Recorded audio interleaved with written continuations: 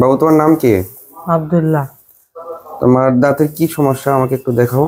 দাঁতে হচ্ছে কোনো খাবার খেলে হ্যাঁ, গায়ে চলে যায়। আচ্ছা, হাত বের করো, এখন বলো কি সমস্যা। মানে দাঁত খাবার খেলে মানে ভিতরে চলে যায়। খাবার খেলে মানে দাঁতের গর্তের ভিতরে চলে যায়, তাই তো? জি।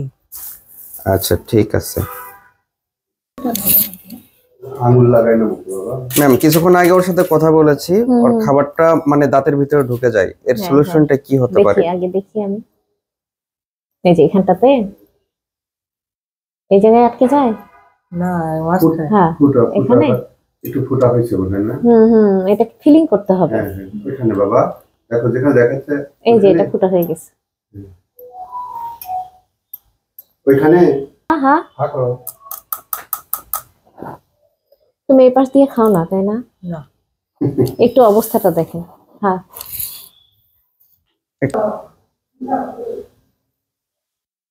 এখানে কি খাবার আটকে আছে? এই যে হ্যাঁ হ্যাঁ সব দিক দিয়ে নরমাল না, সাদা সাদা যেগুলো সব আটকে আছে। ব্রাশ করে এই বয়সে যদি এরকম অভ্যাস করতে হবে। আশ্চর্য, কেন তোমার এই পাশে খেতে প্রবলেম কি? ব্যথা করে? তাহলে তুমি না ওই পাশ দিয়ে খাও, না তুমি ওই পাশটা ক্লিন করো। ম্যাম, ওর যে প্রবলেমটা, এর মানে বেসিক কারণটা কি? কি কারণে এই ধরনের প্রবলেমটা হয়? এটা হচ্ছে ওর এক সাইড দিয়ে খাওয়ার টেন্ডেন্সি। ও অন্য পাশ দিয়ে খেতেও চায় না, খায় না, এবং ওই সাইডটা সে ক্লিনও করে না প্রপারলি। যার কারণে ওর ওই পাশটাতে ক্যালকুলাস হয়ে গেছে অনেকটা, এটা স্কেলিং করে ক্লিন করতে হবে। আর এই পাশে হচ্ছে ওর একটা ক্যাভিটি হয়ে গেছে, যেটাতে ওর একটু বাতাস বা পানি ধরলে পারে একটু সেন্সিটিভিটি হচ্ছে, এবং এটা ফিলিং করতে হবে। এটাই হচ্ছে ওর সমস্যা। ওকে।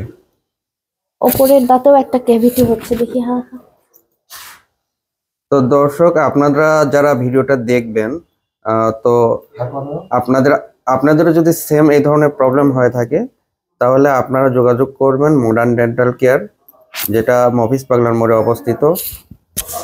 বলো। তো আপনার এখানে লিংকে ঠিকানা দেওয়া থাকবে, এবং ডাক্তার স্যার এবং ম্যামদের নাম্বারও দেওয়া থাকবে, আপনারা যোগাযোগ করে আসতে পারবেন।